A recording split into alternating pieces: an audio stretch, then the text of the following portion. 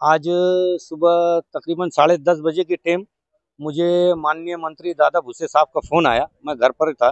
भूसे साहब ने मुझसे कहा कि सौंदाना में एक हादसा पेश आया, कुएं में एक महिला और 2 बच्चे का हादसा पेश आया। आप फ़ौरन वहाँ पहुँचो और उसको रिस्क्यू करो। मैं फ़ौरन फायर ब्रिगेड पे आया। फायर ब्रिगेड से गाड़ी लिया। फायर ब्रिगेड पे आने के बाद संजय पवार साहब, रवि सिजवड़ और चालक रवि माहले, ऐसे हम एक टीम लेकर पवार साहब हम लोग सौंदाना गांव में पहुंचे। और पहुंचने के बाद हमने तकरीबन कुआं जो वीर थी 100 फीट की थी और 50 से 70 फीट पानी था।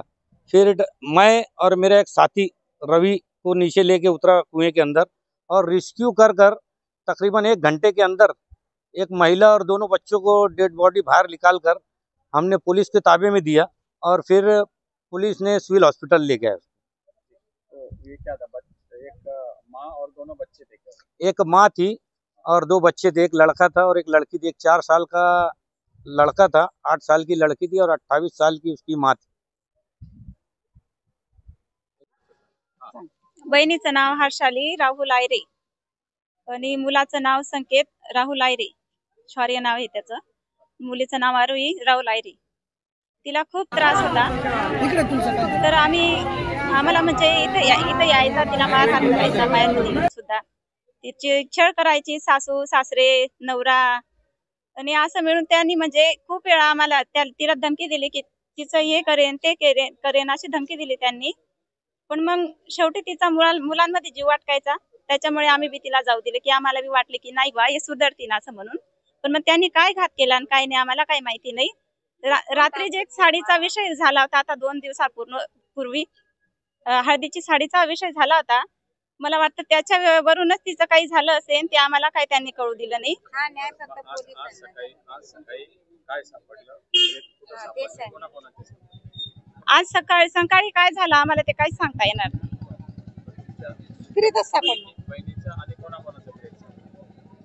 आज सकाळी बहिणीचं आणि बहिणीच्या 2 मुलांचं फ्रीज सापडलं तिथं विहिरीमध्ये सौंदाण्याला. त्यांच्याच घरात. बस आमच्या डिपार्टमेंटला एवढीच अपेक्षा आहे की त्यांचं म्हणणं असावं की यांनी शांत बसावं असं. तर आम्ही विनंती करतो हात जोडून डिपार्टमेंटला की त्याला लगेचच्या लगे त्याला सजा व्हायला हवी. हेच आमचं मान्य आहे, बस बाकी काही नाही. कुसुमबाई नाना मोरे, राहणार गडताड, पोरगीची मावशी. तिला जसं लग्न झालं तसा तिला छळ होता, तसा तिला त्रास होता. एक दिवशी त्याने धरून येरीपाशी घेऊन गेला, पण ताकद होता. पण त्याला काय आज बुद्धी आली तर त्याने जसं त्याच्या नैनामध्ये होतं तसं त्याने केलं.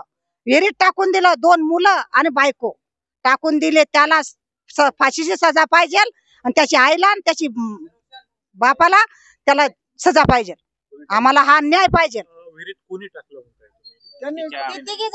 ते 3 जणांनी टाकले. 3 जणांनी विहिरीत टाकले, मारून टाकले. रातले 3 जणांना विहिरीत टाकलं त्यांनी. हा मी धर्माऊ कादेवरे मुलीचा वडील आहे. मी पहिले गेलो म्हणजे असं पहिले मारहाण करायचं. मग मी कसं म्हणतो जाऊ द्या बा आपलेच खानदानी माणूस आहे, पोरगी तिथंच नांदून द्यायचे बा. तर पहिले धुळ्याला आम्ही महिला मंडळाची केस केलेली होती. मग आम्ही चाळून बोलते पहिले मारहाण करायचे. घ्यायला गेलो होतो केळा म्हणे आमचं नातेवाईक आहे, काही वकील आहे, तुमच्यावर काहीच होणार नाही, तुम्ही किती बी आहे कर. माझ्या सामने की विहिरीपासून घेऊन गेलो होते पहिले. तर मग विहिरीपासून घेऊन गेले. दुसरी वेळा म्हणतो जाऊ द्या नांदू द्या म्हणतो पोरले. दुसरी वेळा खरखर करून जावले त्यांनी. काय केलं? विहिरीत टाकली का काय आता त्यांनाच माहिती. दुसरी वेळा पण खरखर करून टाकली, विहिरीत टाकून दिली. कोण कोण होता विहिरीत? हा विहिरीत कोण कोण? तुमची मुलगी आणि 2 मुलगी आणि 2 पोरे, नातू नात. असे तुम्हाला आता न्याय कसं पाहिजे? आता न्याय करा ना तुम्ही. आम्हाला काय आम्ही आणखी बाजू तुम्ही त्यांची आई बी मारहाण करायचे, ते बी मारहाण करायचे, सासू सासरा मारहाण करायचे. आता त्यांना काय तिनेला सोडतात. माझं नाव सरला शांताराम मजदे. मी त्या मुलीची मावशी बोलते. लेंडाण्याची आहे मी. की तिचं जसं लग्न झालं होतं तसं तिला एवढा छळ चालू होता की डायरेक्ट त्यांनी अशी मागणी केली होती, तुझ्या आई बापाकडनं पैसे आण तरच आम्ही राहू देऊ, तुझ्या आई बापाकडनं पैसे आण. ती सांगायची नाही, तिने मनातच ठेवलं की त्यांनी एवढा हानमार केला, जोरात हानमार जबरदस्त केला की तिने कोणालाच फोन केला आणि की तिथून कोणीतरी मराठानी फोन लावला तिच्या आई वडिलांना. तेव्हा आम्हाला सगळ्यांना कळालं की ही अशी हकीकत काय झाली. ज्यावेळेस तिघांचं जर नाव सांगितलं की बुवा तिघी आई वडील काढले, आम्हाला शक्ती सुद्धा राहिली नाही की आम्ही जगू. असं पण होतंय का काय गरीबा लोकांना? तिला भाऊ नाहीये, म्हातारे आई बाप आहे, तर त्या मायबापांना शक्ती सुद्धा राहिली नाही की तुम्ही पाहू शकता. ही घटना किती वाजता? ते आम्हाला, माझी एक मोठी बहीण आहे घरताडची, त्या बहिणीला फोन आला, त्या धाडरावाल्या त्या पोरीच्या आईचा फोन आला त्या बहिणीला. ती बहिणी सांगितले की हरचेलेची मुलगी म्हणे डायरी हिरीत पडून गेली, तर तिचा ह्यास असं झालं. अगं बापरे, म्हटलं एवढं एवढं लेकरू कसं काय पडलं, यांनी काही लक्षच दिलं नाही बुवा असं.